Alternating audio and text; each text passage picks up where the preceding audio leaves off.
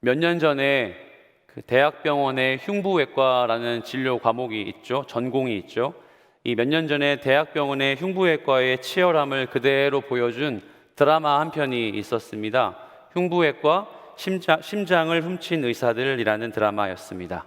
흉부외과는 인체에서도 그야말로 흉부, 즉 가슴에 위치한 심장, 폐, 기관, 식도, 대동맥과 같은 엄청 민감한 부분의 치료와 수술을 다루는 전문 치료 분과입니다. 이런 흉부외과의 상황을 그려낸 이 드라마에서 제가 지금도 잊지 못하는 한 장면을 여러분에게 말씀드리고자 합니다. 한 위급 환자가 있었습니다. 복부 대동맥류 환자라고 그렇게 분류한다고 해요.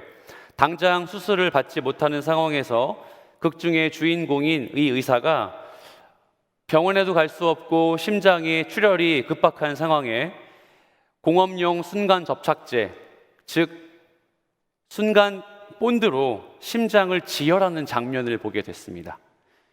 치과 같은 병원에서 쓰는 접착제가 있을 수 있겠지만 다름 아닌 공업용 본드로, 강력 본드로 심장을 지혈하는 모습을 그 화면 속에서 제가 보게 되었어요. 여러분, 사람의 몸속에 공업용 본드를 발라서 지혈시키는 게 가능한 일일까요? 가능한지 여부는 알 수 없지만 당연히 이 사실을 그 극중에서 환자의 보호자들이 알게 되었죠. 그래서 이 의사가 의사의 자격 부심을 놓고 재판을 받게 됩니다. 이런 일을 한 이상 더 이상 의사의 자격이 없다, 이렇게 생각을 했던 거죠. 만약 여러분의 부모님이 심장에 엄청난 급박한 일을 겪고 있는데 담당한 의사가 시간이 없어서 공업용 본드로 심장을 지혈했다면 여러분 마냥 그렇게 감사하고 아주 잘 대처했다라고 평가할 수 있을까요? 저 같아도 그러지 않을 것 같거든요. 그래서 이 의사는 의사협회에 그 병원에 재판을 받게 된 거죠. 하지만 결국 주인공은 어떠한 징계도 받지 않았습니다. 계속 의사 면허를 유지할 수 있었고 그렇게 그 병원에서 흉부외과 의사로 활동할 수 있게 되었습니다. 그 이유가 왜 그랬을까요? 분명 이 의사는 적법한 절차를 어겼는데 해서는 안 될 일을 했지만 아무 징계도 받지 않고 의사가 되었습니다. 의사의 면허를 유지할 수 있었습니다. 그 이유는 바로 의사로서 해야 하는 적법한 시술은 아니었지만 올바른 방식으로 처치하지 않았던 게 분명하지만 그의 빠른 대처로 이 사람이 살았기 때문에, 그의 빠른 대처로 이 환자가 생명을 유지할 수 있었기 때문에 비록 정해진 규칙과 정해진 형식대로 이 의료 시술을 하지는 않았지만 환자의 숨이 끊어지게 놔둘 수 없었던 이 의사의 대처는 올바랐다, 바른 대처였다라고 평가했기 때문입니다. 사랑하는 여러분, 이 의사의 잠시 이야기를 듣고 하지만 우리의 일상, 우리의 사는 현실은 적절한 형식과 적절한 규율에 매여 있고 갇혀 있는 게 사실입니다. 만약 우리가 여러분이 처한 정체성에 맞지 않는 형식, 그 형식을 어기는 행동하면 그에 타당한 벌이나 규제를 받지 않습니까? 누구도 예외 없이 정해진 규칙을 따라야 하는 게 우리가 사는 일상의 다반사 아닙니까? 하고자 하는 일을 이뤄낼 수 있도록 반드시 우리는 정해진 규율과 정해진 형식을 순종하고 따라야만 합니다. 신앙생활도 마찬가지겠죠. 우리가 드리는 예배, 우리가 교회에서 하는 각종 행사 혹은 개인적인 묵상의 자리 총망라하고 이 안에서도 형식과 규율, 절차가 존재합니다. 예배 드릴 때 우리는 반드시 예배의 시작에 우리의 신앙을 사도신경으로 고백합니다. 가급적 정해진 헌금 봉투에 내 물질을 구별하여 드리곤 합니다. 찬양은 늘 하나님을 향한 경외와 존중의 마음을 담아 가급적 일어나서 두 손을 들고 가슴을 부여잡고 해야 합니다. 기도할 때면 언제나 예수 그리스도의 이름으로 기도합니다 라고 기도를 끝마쳐야 합니다. 적어도 일상의 모습보다, 여러분이 대학생, 직장인으로서 사는 모습보다 어쩌면 교회가 주는 형식과 규제, 규율, 방식은 좀 더 절대적이거나 좀 더 강압적일지도 모르겠습니다. 교회에 와서 딱딱한 이 형식을 따라야 하는 것에 스트레스 받는 청년들이 어쩌면 있을까 염려가 되기도 하죠. 본문은 그런 형식, 그런 규율, 그런 법에 물들어 있는 하나의 부류의 사람들을 소개합니다. 성경은 그 사람들을 이름하여 바리새인이라고 부르죠. 그런 바리새인이 예수님과 논쟁을 시작합니다. 본문의 내용을 간략히 제가 설명해 드리겠습니다. 이때는 안식일이었습니다. 안식일. 이 안식일에 예수님과 제자들이 밀밭 사이로 지나가실 때 이 사람들이 배가 고팠던 모양이에요. 그래서 그 밀밭에 올라온 이삭을 잘라서 까불어라고 하죠. 까불어 먹었습니다. 그 모습을 뒤에서 지켜본 바리새인들이 그 제자들을 정죄하며 지금 이 안식일에 저 행동을 하면 안 되는데 라고 그렇게 논쟁을 시작합니다. 안식일에는 절대 이삭을 무엇도 일도 어떠한 행동도 하면 안 되는데 라고 하면서 말이죠. 그 뒤로 예수님은 바리새인의 이 저격에 반증하셨고 변증하셨으며 논쟁을 시작합니다. 그리고 나서 3장이 되어 예수님이 어떤 사람? 손 마른 사람을 고쳐주십니다. 여러분, 이 일이 있은 후로 오늘 본문의 마지막쯤 기억나세요? 바리새인들이 예수님을 어떻게 하면 죽일까 의논하기 시작합니다. 처음에 보면 그리 무겁지 않은 말싸움 정도로 시작하는 것처럼 보이는데 이 본문의 마지막을 가니까 바리새인들이 어떤 생각을 품었다고요? 예수를 죽일까 의논했다는 거예요. 저 사람 어떻게 하면 죽일 수 있을지 고민했다는 겁니다. 자, 본문으로 깊이 한번 들어가 보죠. 이스라엘 사람들에게 안식일은 아주 거룩하게 구별해 지키는 한 날이었습니다. 이 날은 어느 누구도 일을 할 수가 없었고 반드시 쉬어야 했어요. 휴식해야 했습니다. 만약에 이 명령을 지키지 않을 경우에 어떻게 됩니까? 벌을 받아요. 징계를 받습니다. 안식일에 쉬는 것은 나 하고 싶다고 하고 하기 싫다고 안 하는 문제가 아니라 누구도 안식일에는 일할 수가 없었어요. 율법의 명령이었죠. 자, 그렇다면 우리가 모두 유대인이라면 여러분 마음대로 주일에 나가서 일을 할 수가 없었던 거예요.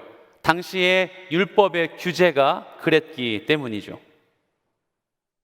이 안식일 규례와 같은 율법을 주도하는 사람들이 있었거든요. 그들이 누구게요? 바리새인입니다. 바리새인과 같은 사람들이 이 율법을 주도했다는 것이죠. 따라서 제자들이 밀을 까불어 먹은 걸 가지고 정죄하고 판단하는 건 바리새인의 입장에서는 아주 정당한 행동이에요. 잘 기억하세요. 이들 할 일이 없어서 시비 걸기 위해서 예수님의 제자들에게 이런 이야기 한 게 아니라는 겁니다.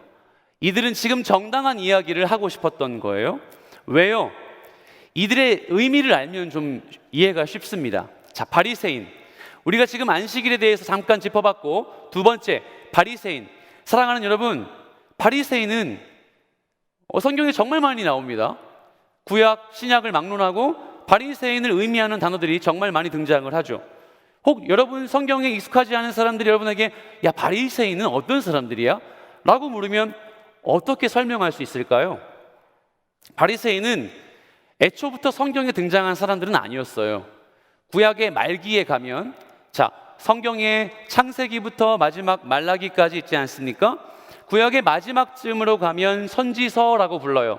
예를 들면 말라기, 호세아 혹은 스가랴와 같은 선지서가 있는데, 이 선지서가 쓰일 때쯤에 구약 말기에 등장한 하나의 분파입니다. 파예요, 파. 왜 이런 분파가 생겨났을까? 잘 생각해 보세요. 이들이요, 정말 많이 강대국에 이리 치이고 저리 치이고 했어요. 한때는 애굽에 가서 400년 이상 종노릇하다가 간신히 탈출해가지고 엑소더스 해가지고 광야를 지나서 정착하기 시작했는데 어땠죠? 정착하는 것도 하루 이틀이지 주변에 강대국들, 약소국들, 도시 국가들이 침입하고 전쟁이 나서 이들이 신물이 날 정도로 마음이 어려웠던 거죠. 물론 자기들이 범한 죄는 생각하지 않고 우리가 왕이 없어서 이런 일을 겪나? 하나님이 우리를 미워하셔서 이런 일을 겪나? 라고 하면서 강대국들의 침입을 엄청나게 많이 받았죠. 그 중에 대표적인 강대국이 바벨론이라는 나라입니다. 이 바벨론에게 남쪽에 있는 유다가 침공을 당하고 완전히 나라가 빼앗겨 버렸어요. 아니, 남은 게 없었어요. 전쟁의 폐허처럼 예루살렘 성전도 없고 성벽도 없고 사람들, 다니엘과 같은 귀족들, 왕들은 두 눈을 뽑혀서 바벨론에 잡혀갔습니다. 자, 이때 만약 우리가 잡혀간 유대인 백성이라면 어떤 마음이 들까요? 저 같으면 엄청난 자괴감이 들 것 같아요. 내가 내 죄는 생각하지 않고 하나님 살아계시면 어떻게 선민이라 하는 우리 이렇게 힘들게 만들 수 있을까? 왜 이렇게 우리를 내버려 두지 않고 고생만 하게 만들까? 라고 하면서 그렇게 힘들고 어려운 마음으로 나라를 빼앗겼을 법합니다. 근데 있잖아요, 이때 이런 생각에 사로잡혀 있지 않고 아주 건강한 생각을 했던 사람들이 생겨났어요. 이건 우리가 하나님 앞에서 죄를 범했기 때문이야. 우리가 하나님 앞에서 율법을 지키지 않았기 때문에, 하나님이 하라고 했던 것을 순종하지 않았기 때문에 우리 그래서 하나님께 벌 받는 거야 라고 상상하면서 그렇게 생각했던 분파들이 있었어요. 이들은 그 이윽고 어떻게 생각을 바꿨을까요? 그래, 다시 율법의 가장 기초적인 우리의 사랑의 마음으로 돌아가자. 하나님이 주신 율법을 순종하자. 이 613개의 율법을 잘 지켜서 우리가 정말 주님 앞에 의로운 자가 되어보자 라고 해서 분리된 자들이 있었습니다. 이 분리되다의 단어가 파리사이오스라고 부르죠. 오늘날 바리새인들입니다. 그렇다면 제가 질문을 드려보죠. 이 당시 바리새인들이 생겼을 때의 바리새인들은 어떤 사람이에요? 전 닮고 싶은 사람이에요. 바리새인처럼 신앙생활하고 싶은 거 분명해요. 그러면 여러분, 성경을 공부하면요, 예수님이 맨날 바리새인이 독사의 자식들아 하면서 바리새인 되게 형편없어 보이죠? 아니요. 원래 이들은요, 하나님 앞에 율법을 아주 순수하고 순결하게 지키고 싶었던 의로운 자들이었어요. 우리가 나라를 빼앗긴 게 우리 때문이야, 우리의 범죄 때문이야 라고 하며 우리 스스로 분리해서 율법을 열심히 지키고 주님 앞에 헌신하자 라고 시작했던 거룩한 운동이었어요. 이 사람들이 바리새인들입니다. 이 당시에 예루살렘의 인구가 3만 명이었대요. 이 3만 명 중에 바리새인이 6천 명 정도 되었으니 상상해 보십시오. 5명 중에 1명이 바리새인이었기 때문에 어쩌면 이 4명의 사람들을 거룩한 몸부림으로 율법을 지키고자 하는 무브먼트로 이끌었을 가능성이 높다는 것이죠. 그래서 이 바리새인들 덕택에 유대의 백성들이 율법을 지키고자 하는 신앙의 모습을 회복했던 것으로 우리는 보게 됩니다. 그런데 이 바리새인들에게 중요한 실수, 잘못된 점 하나가 있었는데 그게 뭔지 아십니까? 율법을 지키는 것과 동시에 이 율법을 형식화, 제도화했다는 거예요. 이해되세요? 어떤 차이점이 있을까요? 내가 죄인이야. 내가 죄인이어서 하나님 앞에 말씀을 잘 지키기 위해 말씀부터 읽자. 말씀을 읽고 이 말씀을 묵상하자. 그리고 묵상한 거 가지고 살아내보자. 이거였다면 이걸 제도화했어요. 우리가 함께 3장씩 읽자. 3장씩 읽는데 안 읽는 사람 벌 받자. 안 읽는 사람 그의 정당한 징계를 받아야 돼 라고 하며 율법이 주는 가장 큰 유익을 변질시킨 겁니다. 왜요? 율법은요, 하나님이요, 우리 스스로에게 이렇게 주신 선물이에요. 너 절대 율법 못 지켜. 율법을 지키지 못하기 때문에 누구를 의지해? 우리 주 예수 그리스도 오실 때까지 그 은혜를 의지해 살아 라고 율법을 지킬 수 없는 우리의 한계를 제공하시기 위해 준 율법인데, 바리새인들은 어떻게 하기 시작한 거예요? 내가 율법을 지키고 노력하면서 순간 상대방들이 보인 거죠. 유대의 백성들이 보인 겁니다. 율법을 지키지 않고 변질해가는 유대인들을 보면서 어떻게 하기 시작한 거예요? 제도화하면서 그들을 정죄하기 시작했죠. 왜? 이 말씀을 지키지 않니? 왜 이 율법을 따르지 않니? 라고 하며 제도화한 거예요. 그 제도화한 대표적인 율법이 뭐다? 안식일법이에요. 그게 바로 안식일 제도가 됩니다. 성경에 이와 같이 안식일 제도를 소개한 구절이 있습니다. 신명기 5장 12절부터 15절입니다. 우리 교독하죠. 12절 제가 먼저 읽습니다. 내 하나님 여호와가 내게 명령한 대로 안식일을 지켜 거룩하게 하라. 엿새 동안은 힘써 내 모든 일을 행할 것이나 일곱째 날은 내 하나님 여호와의 안식일인즉 너나 내 아들이나 내 딸이나 내 남종이나 내 여종이나 내 소나 내 나귀나 내 모든 가축이나 내 문 안에 유하는 객이라도 아무 일도 하지 못하게 하고 내 남종이나 내 여종에게 이같이 안식하게 할지니라. 너는 기억하라. 내가 애굽 땅에서 종이 되었더니 내 하나님 여호와가 강한 손과 편팔로 거기서 너를 인도하여 내었나니 그러므로 내 하나님 여호와가 내게 명령하여 안식일을 지키라 하느니라. 아멘. 자, 저를 보세요. 이들은 6일 동안 일하고 힘써 일하고 나머지 하루는 일을 할 수가 없었습니다. 왜냐하면 하나님이 베푸신 출애굽을 기억하기 위해서. 자, 어떤 의미라고요? 6일 동안엔 주어진 상황에서 열심히 일하라.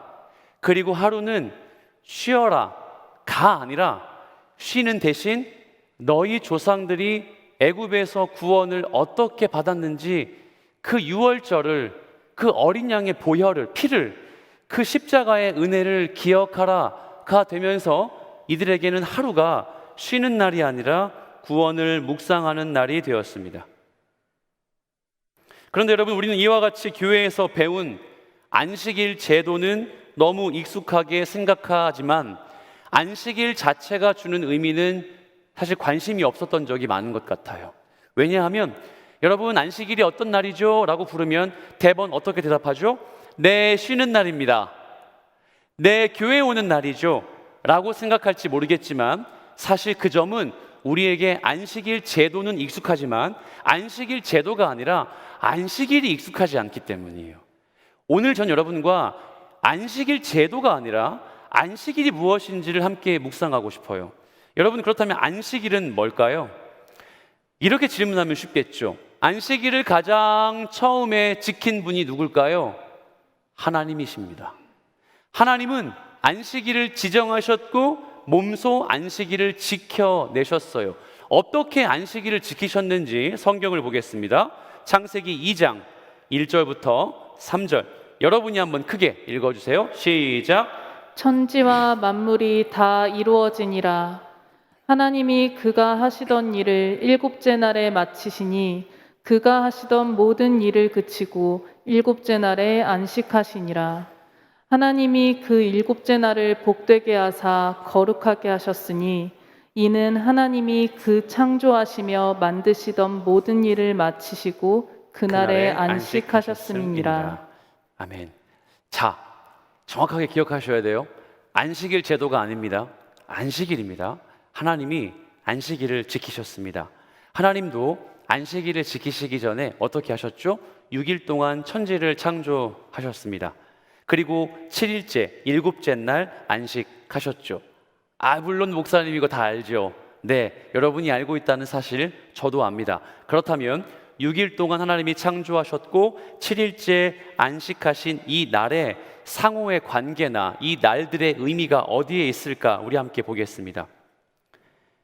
하나님께서 보내신 안식의 의미는 유대 민족이 제도화시켰고 율법화시킨 안식일 제도와는 완전히 거리가 멉니다.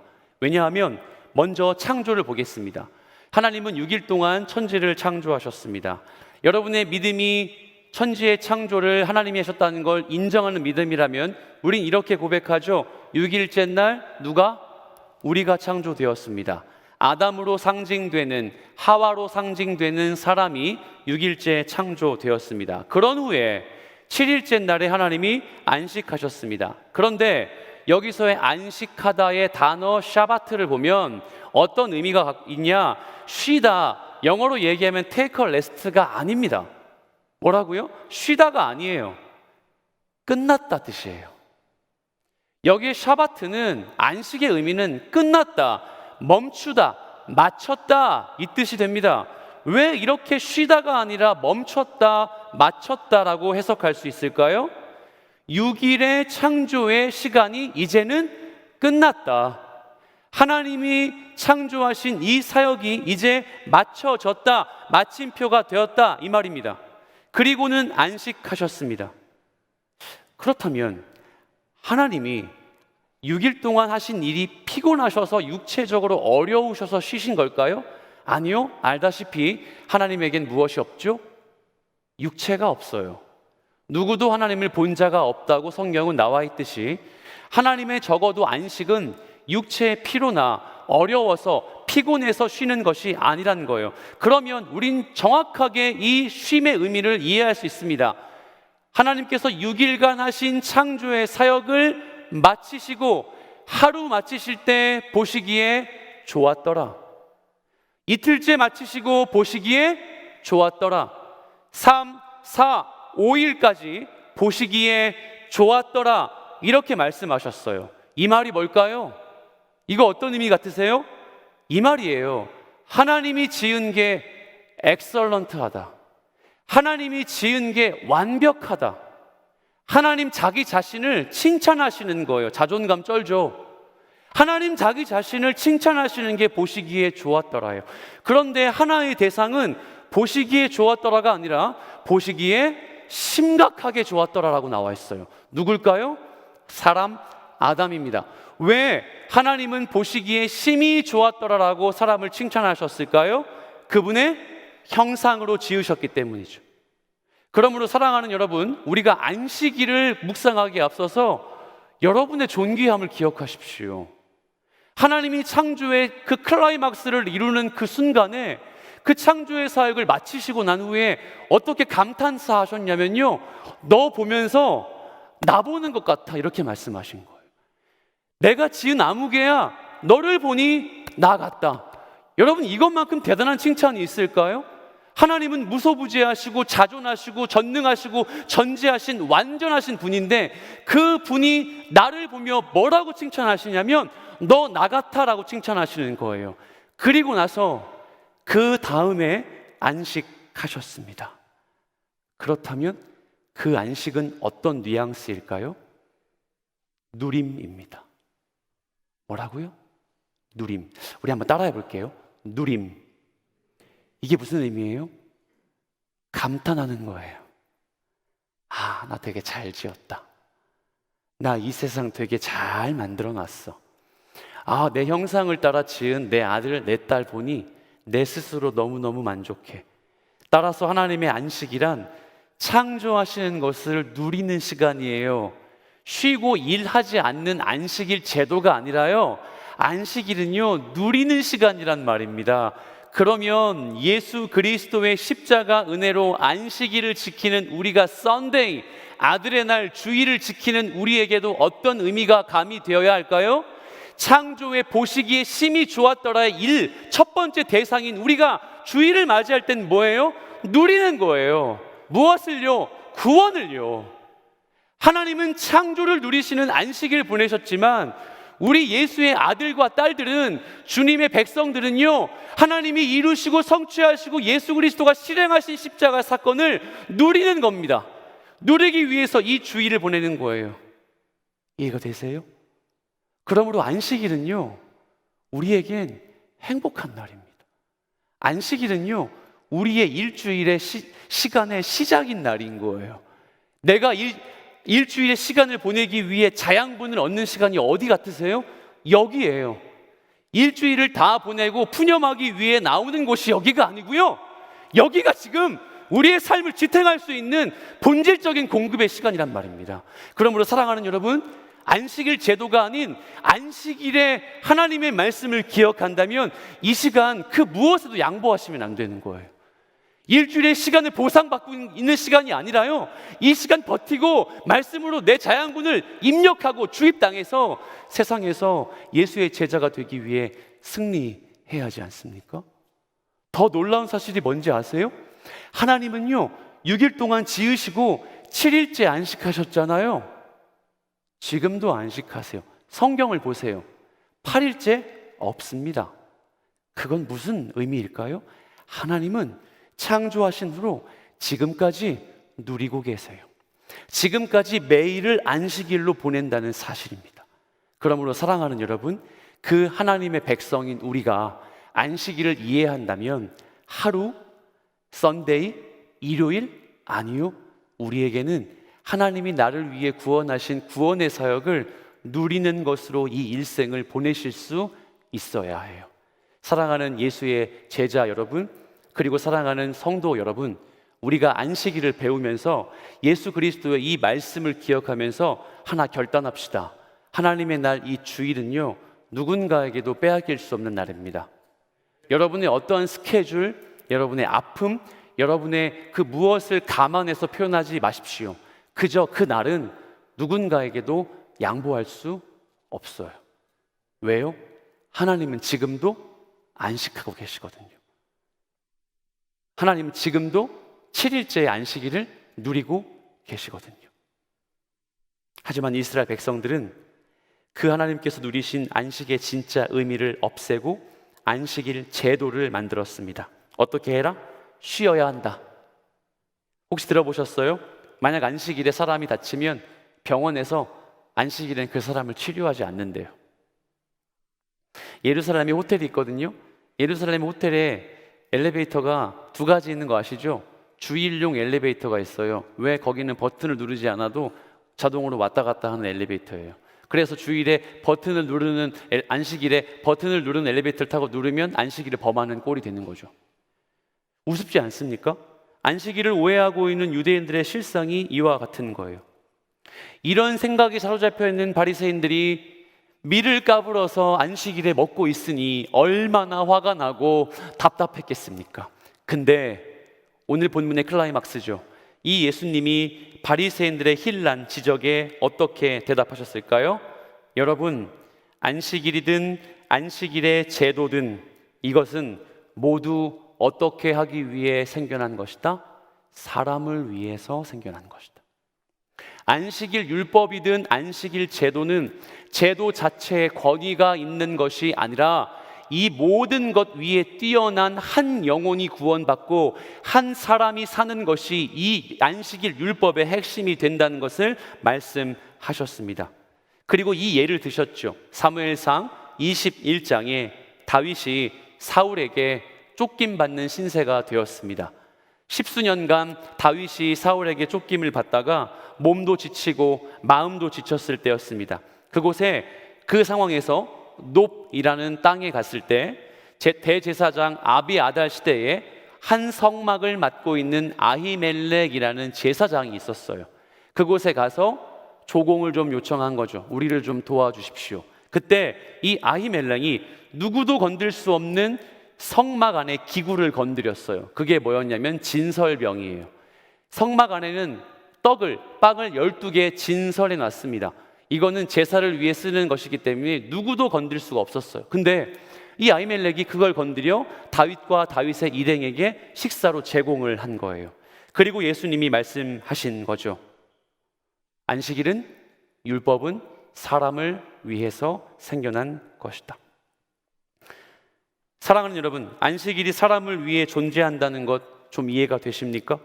그것은 바로 안식일이란 우리가 주님 안에서 참된 평안과 쉼, 누림, 하나님과 교제를 누릴 수 있도록 만들어 놓으신 날, 그런 제도라는 점입니다. 이 날이야말로 하나님과 진하게 교제할 수 있는 날이에요. 여러분 믿으십니까? 이 날이야말로 하나님이 하나님 되심을 진하게 느낄 수 있는 날이에요.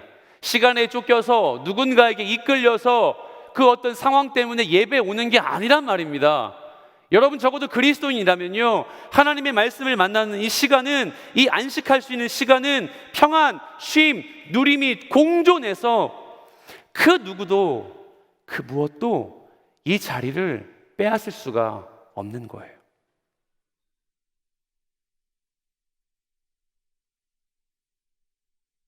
이 안식일 제도가 만약 우리 교회 공동체에게 적용될 수 있다면 어떻게 하면 좋을까요? 교회 안에서 일어나는, 이렇게 얘기해 보죠.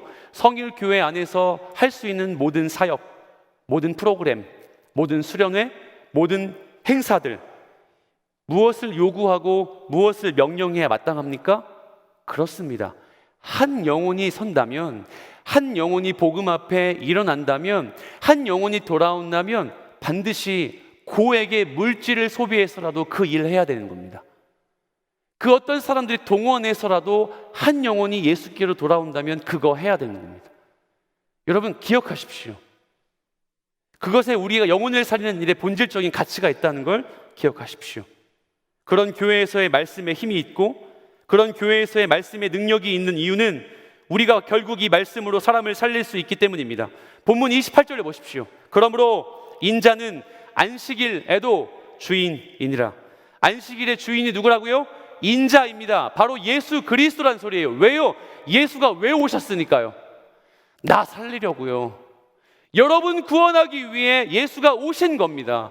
그러므로 우리가 살림받은 그리스도인이라면, 살아난 주의 백성이라면 복음 앞에, 한 영혼 앞에 정확하게 반응할 수 있어야 된다는 말이에요. 여러분 축복합니다. 여러분의 방식과 여러분의 능력, 여러분의 정해진 범위 안에서 한 영혼을 세우기 위해서 그 본질적인 가치를 두고 사역하십시오. 그리고 예배 나오십시오. 일상을 보내주시길 바랍니다. 본문은 재미있게도 이런 말씀을 남기고 예수님이 어디론가 가셔요. 그렇죠? 3장 1절의 말씀을 함께 읽어보겠습니다. 시작. 예수께서 다시 회당에 들어가시니 한쪽 손 마른 사람이 거기 있는지라. 아멘. 자 보십시오. 제가 복음서를 읽으시며 어떤 단어에 집중하라고 많이 말씀드렸죠? 장소. 그렇죠. 지금 장소가 갑자기 어디로 나옵니까? 회당입니다. 혹시 기억나세요?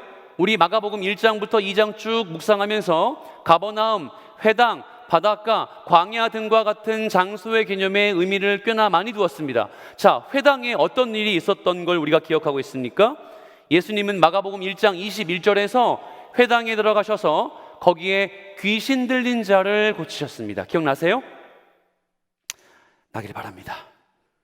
예수께서 회당에 들어가셔서 귀신 들린 자를 고쳐주셨습니다. 근데 좀 이해가 안 됩니다. 목사님 앞에 내용이 다 정리가 안 됐잖아요. 뭔가 논쟁만 하고 뭐 바리새인이 쫄아서 돌아갔더라, 바리새인이 인정하고 엎드렸더라, 이런 이야기가 아니라 그냥 장면이 바뀌지 않았습니까?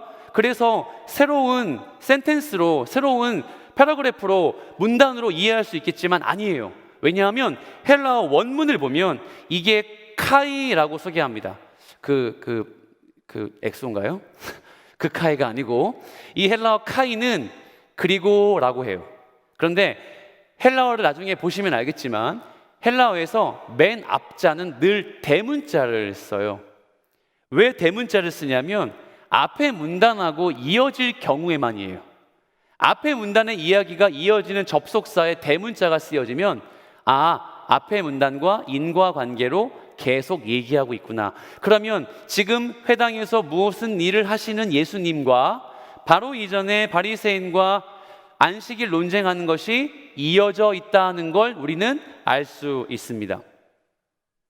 그렇다면 3장 1절을 더 깊이 한번 연구해 볼게요. 예수께서 다시 회당에 들어가시니 한쪽 손 마른 사람이 거기 있는지라. 자, 회당. 마가복음 1장 21절에 제가 말씀드린 적이 있죠. 그들이 가버나움에 들어가니라. 예수께서 곧 안식일에 회당에 들어가 가르치시매. 시간이 좀 있다면 다시 앞으로 가서 이 귀신 들리는 내용, 귀신 들린 자를 고치는 내용이 뭔지 말씀드리고 싶지만 간단하게 설명할게요. 이 귀신 들린 자는 어떤 의미가 있다고 했죠? 안식일에 회당에서라고 했어요. 예수를 모르고 여전히 나의 삶의 율법의 가치관에 사로잡혀 있는 바리새인 서기관과 같은 아주 왜곡된 신앙인의 자화상이 귀신 들린 자 그것과 같다고 이야기한 적이 있어요. 그렇죠. 그렇다면 예수님이 그 귀신 들린 자를 고쳤다, 이 말은 치유, 능력 이거라고 했습니까? 물론 맞죠. 하지만 이 의미라면 귀신 들린 자를 고친 이유는 저 바리새인 때문인 거예요. 바리새인 서기관들이 이 모습을 보고 가장 우리가 중요하게 본질적으로 생각해야 할 신앙의 가치관이 무엇인지를 알려주기 위해서 예수님은 마가복음 1장 21절에서 귀신 들린 자를 고치신 거예요. 그리고 예수님은 다시 똑같은 안식일에 회당에 오셔서 한쪽 손 마른 자를 고쳐주셨습니다. 그러면 성경의 맥락을 몰라도 한쪽 손 마른 자는 어떤 사람 같으세요? 귀신 들린 자와 맥락이 같은 겁니다. 누구를 위해서? 바리새인들을 위해서 한쪽 손 마른 자를 고쳐주기를 원하셨던 거예요. 본문의 이해를 돕기 위해서 한쪽 손 말랐다 이 표현을 제가 정리해 드릴게요. 여기서 말랐다란 뜻은 뭐냐면요, 오그라들었다는 뜻이에요. 오그라들었다. 근데 이 오그라든다는 단어가 사람한테 잘 안 쓰여요. 언제 쓰이냐면 식물한테 쓰여요. 마를 때. 무슨 말이에요? 물을 공급받지 못하거나 너무 센 햇볕을 쐈을 때 식물이, 나무가 마를 수 있잖아요. 이 단어를 이 손 마른 사람에게 쓴 겁니다. 그러면 우리가 예측해 보기로는 이 사람은 후천적으로 손이 좀 오그라든 사람일 겁니다. 당시에 손이 오그라든 이유는 거의 대부분 하나예요. 중풍이죠. 신경이 마비되며 한쪽을 쓰지 못하는 사람이었던 겁니다. 그래서 학자들은 이 손 마른 사람이야말로 하나님 앞에 율법에 마비가 되어 그리스도의 은혜의 자리를 생각하지 못하는 바리새인들을 지적하기 위해 사용하시는 예수 그리스도의 도구가 되는구나 라고 그렇게 소개를 하는 것이죠. 그런데 이 예수님이 회당에 들어가셔서 이 손 마른 사람을 만나시고 3절과 같이 이야기하셨어요. 자, 3절 여러분이 한번 읽어주시겠습니까? 시작. 예수께서 손 마른 사람에게 이르시되 한가운데에 일어서라 하시고. 자, 손 마른 사람에게 일어서라 하시고, 이거 어떤 의미처럼 들리세요? 많은 사람들 가운데 민호야 일어서봐 뭐 이런 느낌처럼 들리시죠? 근데 여기서의 일어서다 벌써 3번째 나와요. 에게이로입니다. 어떤 의미죠? 부활을 이야기하세요. 예수님은 지금 회당에서 한가운데 일어서라 손 마른 사람에게 요청하시는 이유는 아픔을 고쳐주기 위해서, 신유와 치유의 능력을 발휘시키기 위해서, 아니요, 에게이로 그에게 부활을 가르쳐주기 위해서요. 하나님 나라의 복음을 가르쳐주기 위해서고, 하나님 나라의 복음은 예수가 오신 목적 아닙니까? 그가 오신 목적대로 이 사람에게 하나님 나라의 복음을 가르쳐주기 위해서 에게이로라고 말씀하신 거예요. 누구 들으라고요? 바리새인 들으라고요. 안식일에 속박에 매여 있는 바리새인, 안식일 제도에 사로잡혀 있는 바리새인, 율법의 제도에 사로잡혀 있어 교만한 서기관들을 위해서 예수님은 이 사람을 사용하시며 에게이로라고 선포하신 겁니다. 사랑하는 여러분, 그렇습니다. 예수님은 인자가 안식일의 주인이란 사실을 이 바리새인들에게 말씀하시기 위해 다시 회당에 오셨습니다. 그리고 그들에게 안식일 계명을 지키는 것보다, 그 어떤 것보다 사람 살리는 게 가장 우선이라는 걸 말씀하셨습니다. 우리가 수련회 3주 남았습니다. 목사님, 수련회 전참하면 사람이 살려지고 수련회 부분참하면 사람이 안 살려지나요? 그런 차원의 문제가 아니고요. 여러분, 왜 교회가, 왜 목사가, 왜 공동체가 여러분에게 수련회를 닥달하겠습니까? 수련회 1년에 2번 하는 큰 행사이기 때문에요? 수백만 원의 예산이 들어가는 그런 시간이기 때문에요? 아니요. 1년 농사 아닙니까? 여러분의 후반기에 자양분을 받을 수 있는 유일한 시간이에요. 말씀으로 내 인격을 점검하고, 말씀으로 내 자화상을 돌이키며 하나님의 말씀으로 청년의 정체성을 재건할 수 있는 유일한 시간이 수련회이기 때문이라는 거예요. 다른 방법 없어요. 여러분 스스로 결정해 주 앞에 나오십시오. 한 번의 말씀 집회랑 나오셔서 은혜 받으십시오. 하나님의 말씀을 풀어서 해석해서 하시는 그 말씀을 통해 여러분 부르짖고 내 인격을 튀어가며 기도하고 부르짖고 찬양하십시오. 그리고 주님의 은혜를 기대하는 겁니다. 여러분, 이래서 교회 공동체가 한 영혼의 회복을 위해 수련회를 강조하는 것입니다. 말씀을 정리합니다. 우리가 이 시점에 우리의 믿음, 우리의 예배, 그리고 우리의 사역을 되돌아봅시다. 각자의 자리에서 경건하게 말씀 읽고 각자의 자리에서 말씀 지키는 태도와 형식을 돌아보며 성일교회 허그 청년부의 예배와 사역의 방향을 한번 기대해 봅시다. 현장에서 드리는 예배 형식을 진지하게 지켜야 하는 이유, 왜 화면 앞에 앉아서 그냥 찬양하면 되는데 이 자리에 나오라고 하는 이유, 언제까지 코로나19를 핑계 대가면서 공동체를 등한시할 겁니까? 라고 설득하는 이유, 왜겠습니까? 형식이 중요해서요? 예배당이 아름다워서요? 성혈교회 역사가 있어서요? 허그가 부응해서요? 아닙니다. 한 영혼이 예수께 돌아올 수 있다면 여러분 권면하십시오. 한 영혼이 예수께 돌아올 수 있다면 우리 공동체의 사역은 절대 그 방향을 돌이키지 않을 겁니다. 그리고 그 한 영혼이 여러분이라면 말씀 앞에 반응해 주시길 바랍니다. 사랑하는 주의 제자 여러분, 사랑하는 리더십 여러분, 그리고 임요한 샤이닝 글로리 각자의 자리에서 공동체를 섬기는 주의 백성 여러분, 우리 함께 이 본문 앞에 깊이 묵상해 볼까요? 안식일은 영혼을, 사람을 위해 존재한다. 이 말은 교회 사역은 내가 먼저 예수 믿은 이유는 이겁니다. 바로 영혼을 살리기 위해서. 내가 하나님의 등불이 되어 주님이 쓰시는 도구가 되어 교리와 율법과 교회의 사역에 국한하지 않고 범사에 내가 영혼 살리는 일에 사용받을 수 있도록 우리 먼저 믿게 된 거예요.